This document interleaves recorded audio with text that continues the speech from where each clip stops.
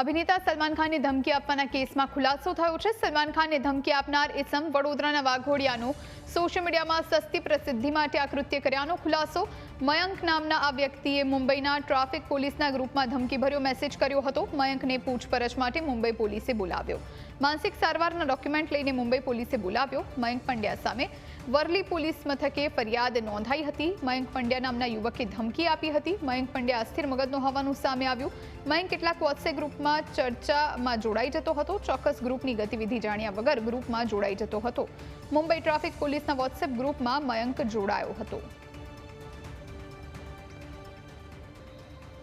तो traffic police ધ્યાન આવેલ था કે આ માણસ બહુ માનસિક રીતે સ્વસ્થ નહીં। એમના ઘરવાળા સાથે પણ વાત થઈ હતી અને એમની આ બાબતમાં સારવાર પણ ચાલી રહી છે। એમની ઉંમર અંદાજિત 25-26 વર્ષ જેવું છે અને સોશિયલ મીડિયા પર ખૂબ જ એક્ટિવ છે અને ફોલોઅર્સ અને પબ્લિસિટી કેવી રીતે વધે આ એમનો ખૂબ જ એક હેતુ રહેતા હોય છે।